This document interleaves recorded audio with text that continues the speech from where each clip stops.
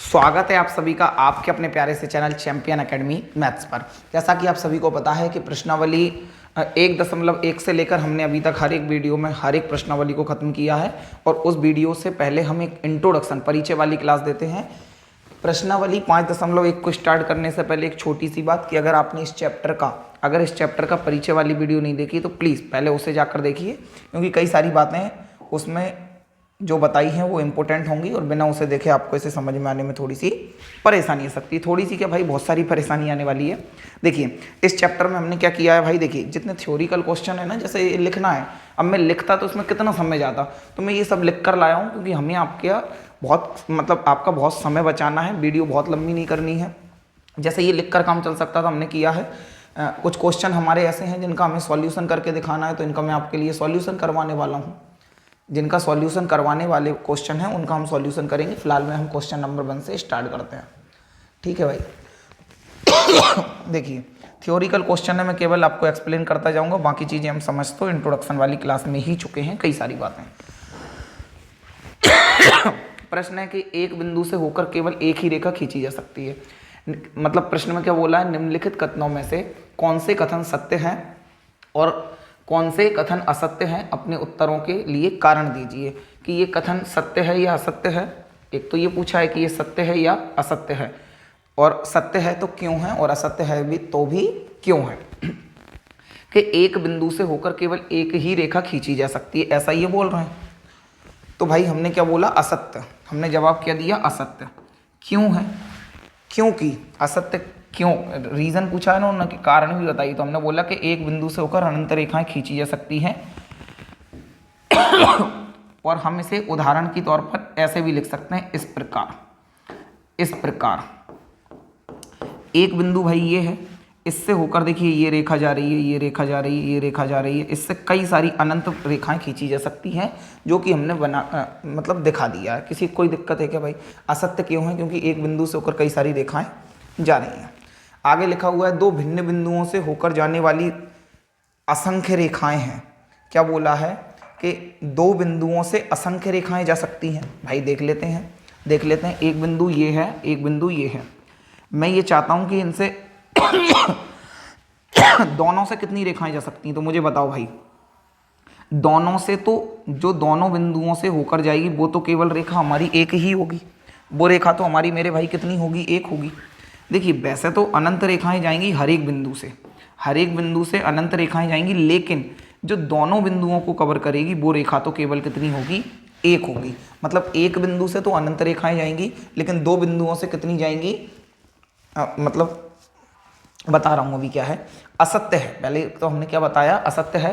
कारण क्या है इसका, कारण भाई अभिगृहित जो हमारी 5.1 है, अभिगृहित 5.1 है। ये आप जब किताब में जाएंगे, आपकी एनसीईआरटी बुक में जाएंगे तो वहाँ पर अभिगृहित 5.1 है। वहाँ पर लिखा हुआ है, दो बिंदु ऐसे बने हुए हैं और ऐसा कोई डायग्राम बना हुआ है जो कि आपके लिए दिखा रहा है कि दोनों बिंदुओं से तो केवल एक ही रेखा है। वैसे हर एक बिंदु से अनंत अनंत रेखाएं जाएंगी, लेकिन जो दोनों को कवर करेगी वो तो रेखा हमारी क्या होगी भाई, एक। अभिगृहित 5.1 का अंतर्विरोध है, मतलब अभिगृहित 5.1 का कहना ये है कि दोनों रेखाओं से केवल एक रेखा जाएगी, अद्वितीय रेखा जाएगी, और उसी का ये विरोध कर रहा है। ये वाला स्टेटमेंट, ये वाला कथन उसी का विरोध कर रहा है, इसलिए ये मेरे भाई क्या है मेरे भाई, ये असत्य है। आगे देख लीजिए क्या है, आगे देखिए क्या लिखा हुआ है कि एक शांत रेखा दोनों ओर अनिश्चित रूप से बढ़ाई जा सकती है। शांत रेखा क्या होती है भाई, जो जिसके दोनों तरफ क्या होता है, दोनों तरफ अंत में बिंदु होते हैं।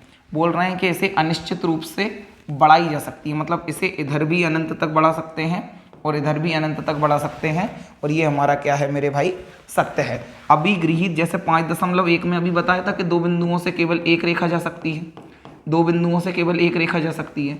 ऐसे ही अभिगृहित 2 में बता रखा है, आपकी एनसीईआरटी में मिल जाएगा ये, कि एक शांत रेखा को दोनों तरफ अनिश्चित रूप से बढ़ाया जा सकता है। लिखा हुआ उत्तर है भाई, उसमें क्या है कि दो वृत्त बराबर हैं तो उनकी त्रिज्याएं बराबर होती हैं, ऐसा इन्होंने बोला है।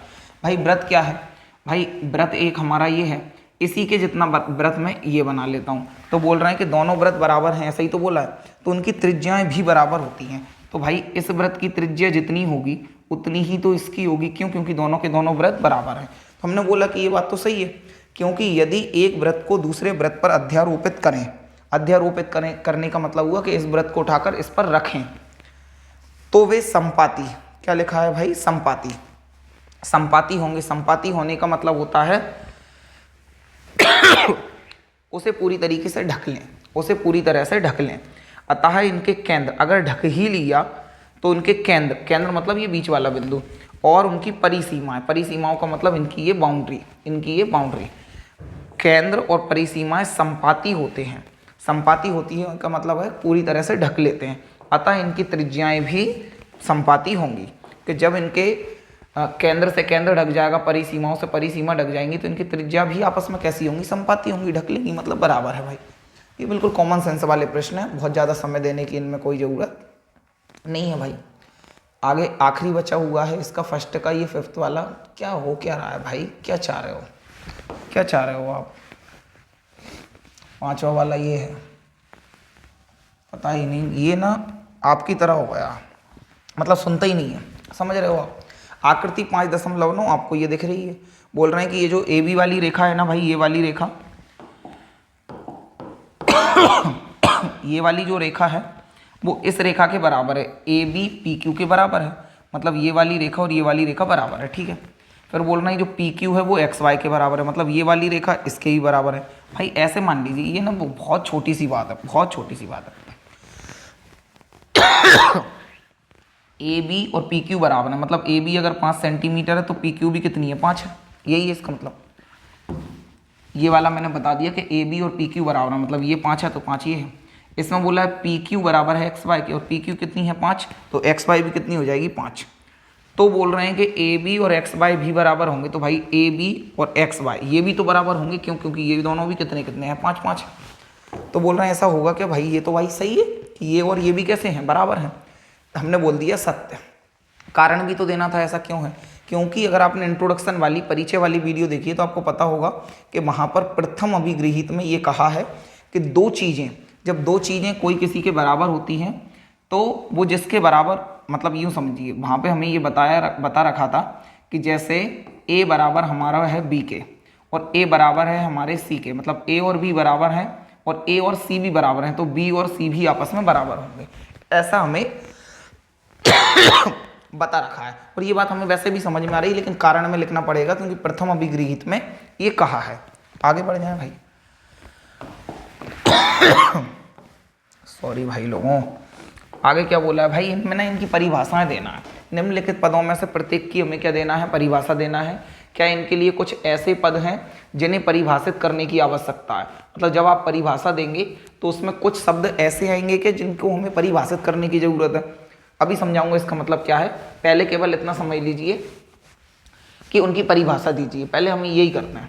बोल रहे हैं समांतर रेखाएं क्या हैं? तो हम जानते हैं वे रेखाएं जो एक दूसरे से कभी भी टकराती नहीं है, मतलब इन्हें अनंत तक ले जाएंगे तो भी एक दूसरे से टकराएंगी नहीं। तो ये रेखाएं कौन सी होंगी? समांतर रेखाएं होंगी। कौन सी रेखाएं होंगी मेरे भाई? समांतर रेखाएं। लिखा क्या है?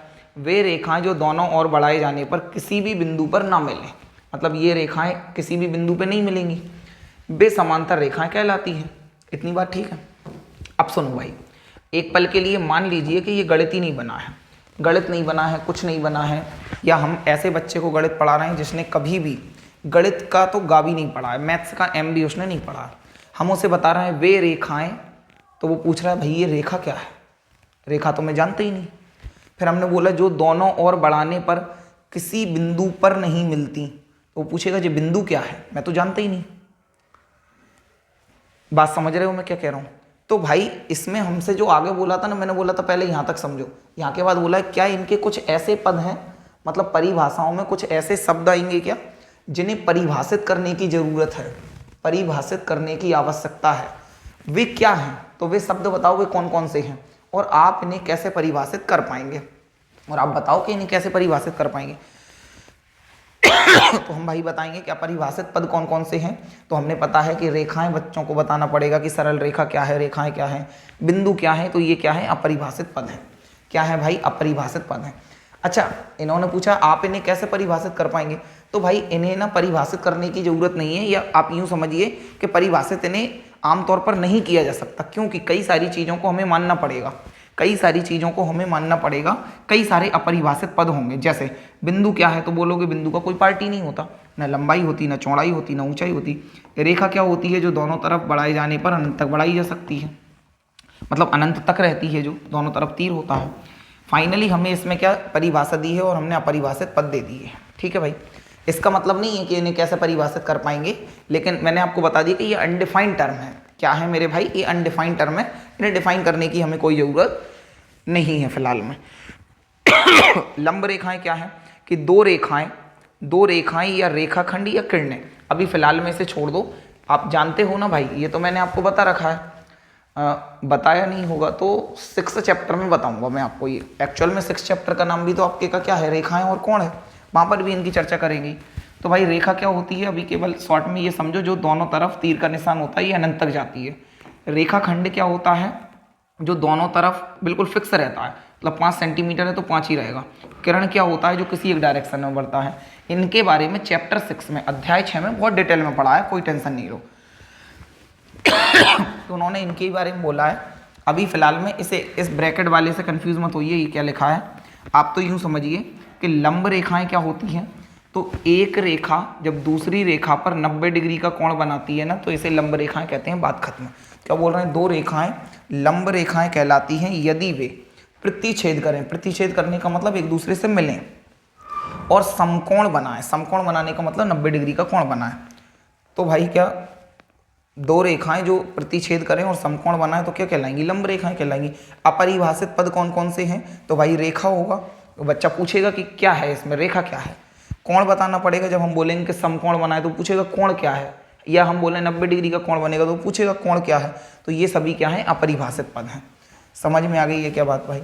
इसे रफ नहीं किया, इसे एक्चुअल में छुपाना नहीं है। इसका मतलब है कि रेखाएं के बीच में होगा, या रेखा खंड के बीच में होगा, या किरणों के बीच में होगा। मतलब रेखाओं के बीच में होगा तो भाई ये तीर के निशान ऐसे रहेंगे, ऐसे रहेंगे, तब भी 90 डिग्री का ही कहोगे इसे।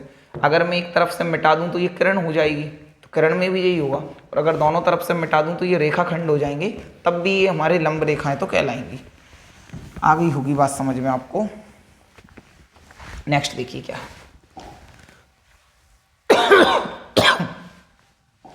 वृत्त की त्रिज्या क्या होती है। तो भाई देखो, ये वृत्त होता है, ये इसका केंद्र होता है। वृत्त के केंद्र से परिधि तक की ये जो लाइन है, ये जो दूरी है, यही क्या है, त्रिज्या है। इसे r से रिप्रेजेंट करते हैं, क्योंकि इंग्लिश में से रेडियस कहते हैं। तो वृत्त के केंद्र बिंदु से, तो भाई केंद्र बिंदु ये है, परिधि तक खींची गई रेखा को, तो वृत्त का केंद्र बिंदु ये था, इसकी परिधि तक, परिधि क्या है, ये बाउंड्री है। परिधि क्या है, ये बाउंड्री है। परिधि तक खींची गई रेखा को ही हम त्रिज्या कहते हैं। मतलब ये रेखा क्या है, त्रिज्या है। रेखा को वृत्त की त्रिज्या कहते हैं। तो यही क्या है, त्रिज्या है। ये भी क्या है, त्रिज्या है। ये सभी क्या है भाई, त्रिज्या हैं। अपरिभाषित पद क्या है, बिंदु है। हम बोलेंगे कि वृत्त के केंद्र बिंदु से, तो बिंदु क्या है। फिर मैं बोलूँगा कि खींची गई रेखा, तो रेखा क्या है। ये सभी क्या है, अपरिभाषित पद हैं। मेन रूप से आपको भाई परिभाषा याद रखना है। अपरिभाषित पद तो आप खुद ही देखकर बता देंगे कि बिंदु का पता होना चाहिए, रेखा का पता होना चाहिए। आगे होगी बात समझ में। वर्ग क्या है, तो वर्ग आप जानते हैं कि ऐसा चतुर्भुज जिसकी चारों भुजाएं बराबर हों, मतलब ये चारों बराबर हों, साथ में हर एक कोण 90 डिग्री का हो, हर एक कोण 90 डिग्री का हो। तो ऐसा चतुर्भुज जिसकी चारों भुजाएं समान हों और प्रत्येक कोण समकोण हो, मतलब ऐसा चतुर्भुज जिसकी चारों भुजाएं बराबर हों, हर एक कोण 90 डिग्री का हो, वर्ग कहलाता है। आई थिंक आपको बात समझ में आई गई होगी। देखिए भाई क्या पूछा,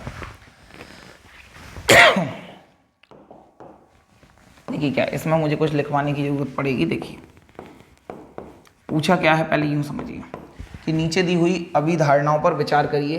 क्या इन अभिधारणाओं में कोई अपरिभाषित शब्द है, क्या ये अभिधारणाएं अविरोधी हैं, क्या ये यूक्लिड की अभिधारणाओं से प्राप्त होती हैं, स्पष्ट कीजिए। देखिए क्या है कि दो भिन्न बिंदु ए और बी दिए हैं। भाई दो भिन्न बिंदु ए दिया है एक बिंदु, और एक और बिंदु क्या दिया है, बी दिया है, ठीक है। एक तीसरा बिंदु सी ऐसा विद्यमान है जो ए और बी के बीच स्थित होता है।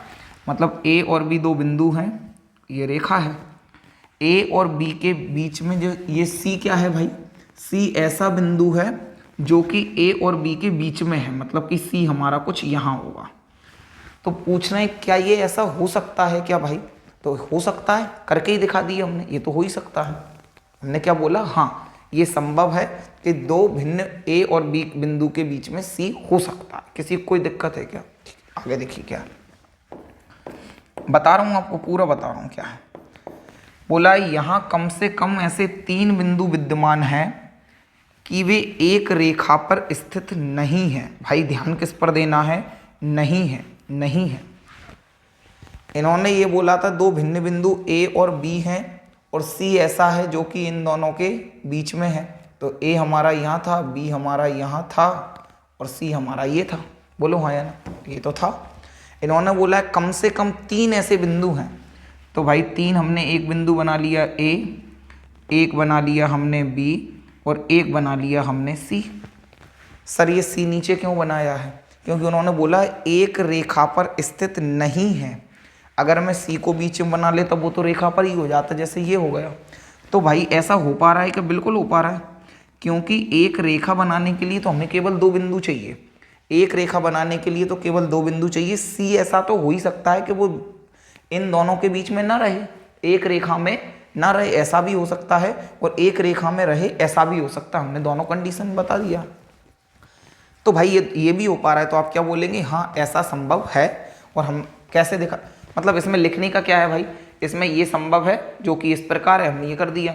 ये भी संभव है जो कि इस प्रकार है, क्योंकि यहाँ पर लिख भी सकते हैं आप, क्योंकि एक रेखा बनाने के लिए न्यूनतम हमें 2 बिंदुओं की आवश्यकता होती है। इन्होंने क्या बोला था कि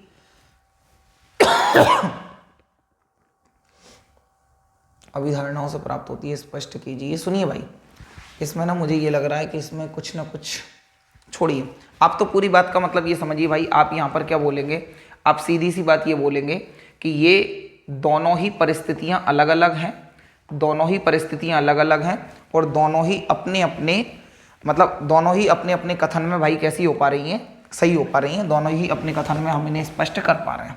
बात समझ में आ गई होगी आपको। उसका कुछ मतलब था नहीं। सुनो आगे, मतलब यही पूछा था कि दोनों स्टेटमेंट में वो पॉसिबल हो पा रहा है क्या? तो हमने क्या बोला, जी बिल्कुल हो पा रहा है। क्यों? क्योंकि दोनों ही अलग अलग परिस्थितियां हैं, दोनों के स्टेटमेंट अलग अलग थे। एक बोला कि दोनों हो सकते हैं क्या, लाइन में हो सकते हैं क्या, नहीं हो सकते क्या, हाँ ये भी सही है, तो पॉसिबल ये भी है, ये भी हमारा पॉसिबल है। प्रश्न 4 देखिए क्या है। देखिए क्या है कि यदि 2 बिंदुओं ए और बी के बीच एक बिंदु सी ऐसा स्थित है कि ए सी और बी सी बराबर। देखिए भाई क्या है, पहले हम बना लेते हैं कि एक बिंदु तो ए है और एक और बिंदु क्या है, बी है। जैसा प्रश्न ने कहा वैसा बोला है कि 2 बिंदुओं ए और बी के बीच एक बिंदु सी है। इन दोनों के बीच में भाई एक बिंदु क्या है, सी है। तो सी बिंदु हमने ये बना लिया, ठीक है। इस तरह से स्थित है। देखो बीच में तो भाई यहाँ यो, जैसा मैं यहाँ पर कोई बिंदु बनाऊं तो वो भी तो ए और बी के बीच में कहलाएगा, यहाँ कहलाएगा, वो भी बीच में कहलाएगा। एग्जैक्ट बीच में नहीं होगा लेकिन बीच में तो होगा। सर सही है, लेकिन वो ऐसा बीच में होगा कि ए सी और बी सी बराबर हैं, ऐसा प्रश्न ने कहा है।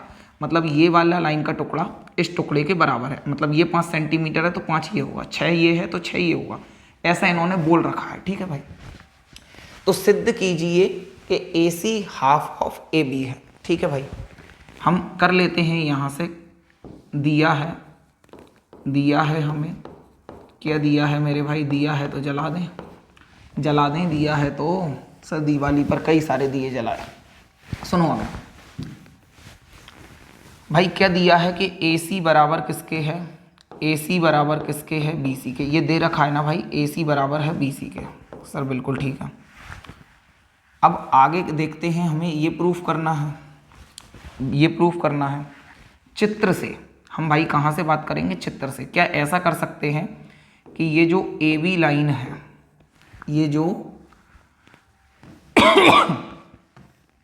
जो AC है भाई, ये क्या है AC, केवल फिगर को देखना, ये क्या है AC।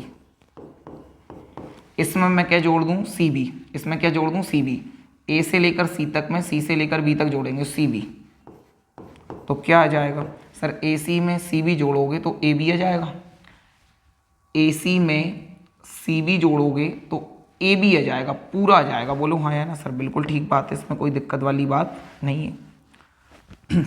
नहीं है, मैं ये कह रहा हूँ भाई AC की जगह तो AC ही लिखूंगा, मैं CB की जगह अच्छा CB बोलूँ या BC बोलूँ ये की बात है, CB बोलूँ या BC बोलूँ ये की बात है, तो मैं इसे ना BC बोल रहा हूँ। क्यों? क्योंकि प्रश्न में BC बोल रखा है, CB बोलना भी गलत नहीं है, CB बोलना भी गलत नहीं है। AC और BC, AC और BC, इसे CB बोलो या BC बोलो, तो AC और BC जोड़ेंगे तो क्या आएगा AB, AC और BC जोड़ा तो क्या आया AB। सर इस BC की जगह मैं AB रख दूं क्या, AC रख दूं क्या? सर BC और AC बराबर हैं, BC और AC बराबर हैं, तो मैं BC की जगह AC रख सकता हूं। तो AC की जगह AC रखा और BC की जगह भी क्या रख दिया AC, और इधर क्या है AB। बोलो हाँ या ना भाई, AC और AC सर 2AC हो गया, 2AC हो गया, और इधर क्या है AB है, इधर क्या है AB है।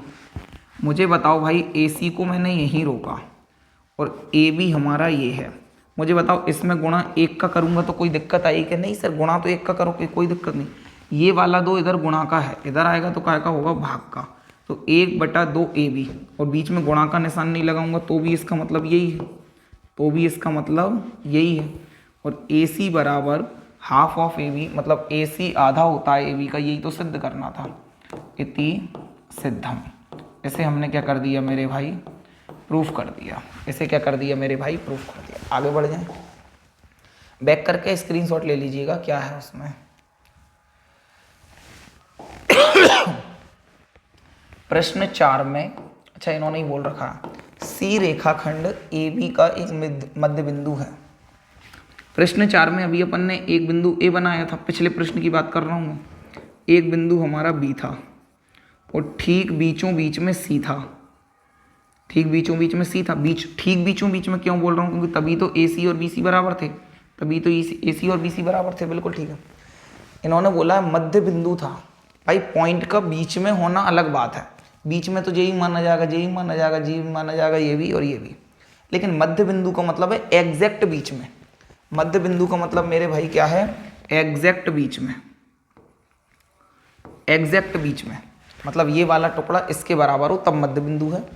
तो बोल रहे हैं मध्य बिंदु कहलाता है, मतलब जो C, प्रश्न 4 में जो C है ना भाई, वो रेखाखंड AB का, मतलब AB एक रेखाखंड है, AB रेखाखंड का जो C है वो मध्य बिंदु है। क्या है मेरे भाई, मध्य बिंदु है, ठीक है। सिद्ध कीजिए कि रेखाखंड एक और केवल रेखाखंड का, ये भाई ये ना रेखाखंड का, यहाँ पर स्पेस था, रेखाखंड का एक और केवल एक ही मध्य बिंदु होता है।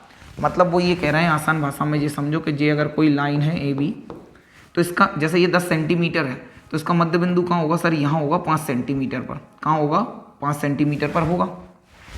तो मैं आपसे ये कह रहा हूँ, क्या इसका कोई और भी मध्य बिंदु हो सकता है क्या? नहीं सर, मध्य बिंदु 2 कैसे हो जाएंगे, मध्य बिंदु 2 कैसे हो जाएंगे? तो ये बात बोल रहे हैं कि हाँ, ये बात तो सही है कि मध्य बिंदु 2 नहीं होंगे, क्योंकि अगर मैं थोड़ा भी इधर जाता हूँ तो भाई ये वाली लाइन बड़ी, जैसे मैं बोलता हूँ कि इधर भी मध्य बिंदु है, तो ये वाली बड़ी हो जाएगी, ये छोटी हो जाएगी, तो फिर मध्य बिंदु कैसे रहेगा? या मैं बोलता हूँ कि इधर है तो भी ये बड़ी हो जाएगी, ये छोटी हो जाएगी, मतलब मध्य बिंदु तो हमारा एक ही रहेगा, मध्य बिंदु तो हमारा एक ही रहेगा। तो बोल रहे हैं वो क्या, सिद्ध कीजिए कि एक रेखाखंड का एक और केवल एक ही मध्य बिंदु होता है। आप तो ये प्रूफ करो कि एक ही मध्य बिंदु होता है, ये बात तो हमें पता है, लेकिन इस बात को सिद्ध करो, ऐसा उन्होंने बोला है। ठीक है भाई, हम क्या करेंगे कि माना कि पहले हम गलत मान लेंगे, माना कि AB रेखाखंड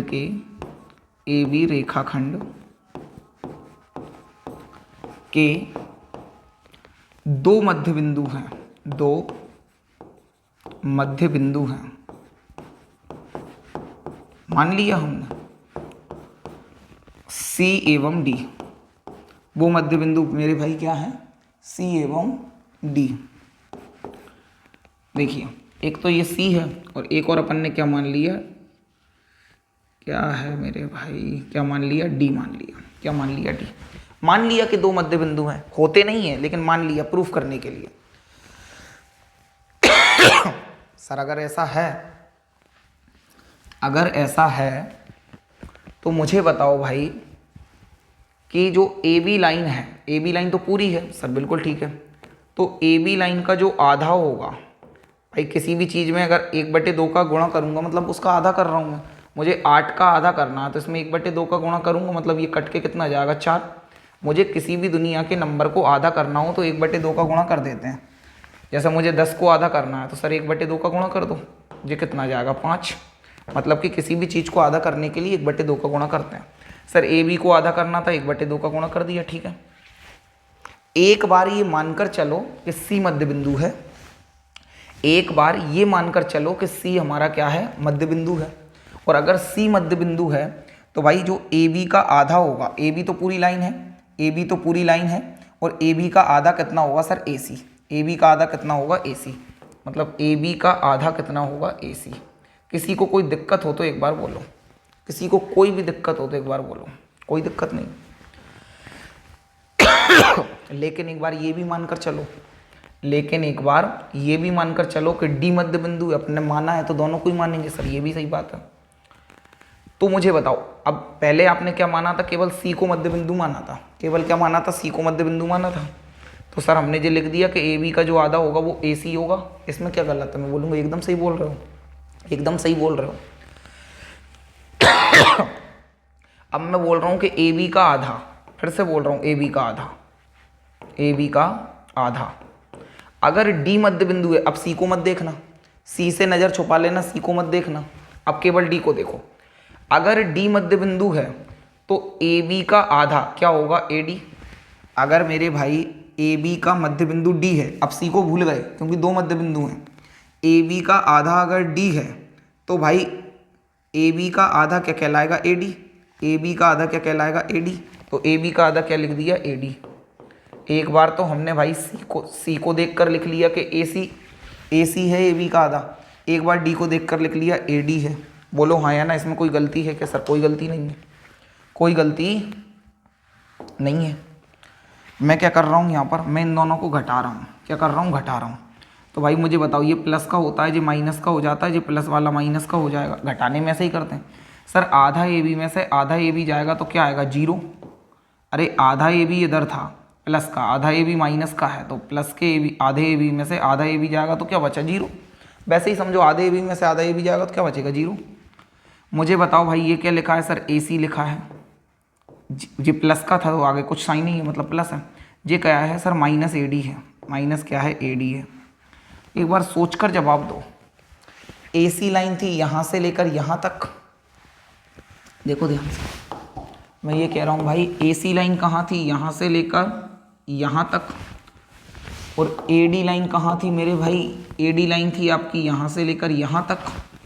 तो ए सी में से जब आपने ए डी घटाई हरी वाली, तो भाई ये वाला कुछ ना कुछ गैप तो आना था ना, ये वाला डी से लेकर सी तक कुछ तो दूरी आनी थी उनमें, कि ए सी में से ए डी घटाओगे तो कुछ तो आता ना। अगर ये अलग अलग बिंदु होते तो, अगर अलग अलग बिंदु होते तो कुछ तो गैप आता। सर बिल्कुल ठीक बोल रहे हो। और ये गैप कितना आ रहा है, 0। गैप कितना आ रहा है, ए सी में से ए डी घटाने पर 0। इसका मतलब क्या है, मैं ये खड़ा हूँ, यहाँ पर कोई मेरा दोस्त खड़ा है, मैं बोल रहा हूँ हम दोनों के बीच में कुछ तो गैप होगा, तो आप बोलोगे सर होगा 30 सेंटीमीटर का होगा, 40 का होगा, कुछ तो गैप होगा। लेकिन मैं बोलूँ गैप 0 है, गैप 0 है, इसका मतलब क्या है कि वो दोस्त नहीं है बल्कि वो कोई आत्मा है जो कि मेरे अंदर आ गई है। क्योंकि भाई गैप 0 तो तभी होगा ना जब मुझसे उसमें कोई दूरी नहीं है, मुझसे उसमें कोई दूरी नहीं है। इसका मतलब सर ये होगा कि AC में से AD घटाने पर 0 आ रहा है। इसका मतलब C और D कोई अलग अलग पॉइंट नहीं है, C और D कोई अलग अलग पॉइंट नहीं है। C अगर हमें यहाँ दिख रहा है तो D भी हमारा इसी पर बना है, जो कि हमने अलग मान रखा है, बल्कि वो अलग नहीं है। C यहाँ है तो D भी इसी के अंदर है, D भी उसी पर क्या है, ओवरलैप है, संपाती है। तभी तो भाई उनका गैप 0 है। 0 गैप हो कैसे सकता, अगर कोई यहाँ खड़ा है तो कुछ तो गैप होगा, 2 सेंटीमीटर, 5 सेंटीमीटर, 1 सेंटीमीटर, कुछ तो गैप होगा। और गैप नहीं है, इसका मतलब क्या है कि वो आत्मा मेरे अंदर है। मतलब क्या है भाई, C पॉइंट D पर है। आप यहाँ क्या लिखोगे, क्या लिखोगे मेरे भाई, आप लिखोगे क्या, आप ये लिखोगे चूंकि, ये साइन होता है चूंकि का, 2 बिंदी ऊपर एक नीचे, ये होती है चूंकि। चूंकि का मतलब होता है आप समझो क्योंकि, जब हम कुछ कारण बताते हैं तो वो लिखते हैं क्योंकि, कि AC में से AD घटाने पर क्या आ रहा है 0। इसलिए अब एक बिंदी ऊपर है 2 नीचे है, इसलिए C एवं D बिंदु संपाती हैं। क्या है मेरे भाई, इसे अलग समझ लेना, संपाती हैं, संपाती हैं। बोलो हाँ या ना। हमने ये बोल दिया कि AC और AD का गैप 0 है, इसलिए C और D क्या है, संपाती हैं, मतलब कि वो अलग नहीं है, एक दूसरे पर ही हैं। अतः इसके बाद वाली लाइन है, ये तो भाई पहले वाली लाइन है, ये चल रहा है यहां तक। अतः एक रेखा, अतः स्पष्ट है कि एक रेखाखंड का मात्र एक ही मध्य बिंदु हो सकता है, मध्य बिंदु हो सकता है। बोलो हाँ या ना, अरे हाँ या ना। स्पष्ट है कि एक ही मध्य बिंदु हो सकता है। स्क्रीनशॉट ले लीजिए भाई, स्क्रीनशॉट ले लीजिए, ठीक है भाई।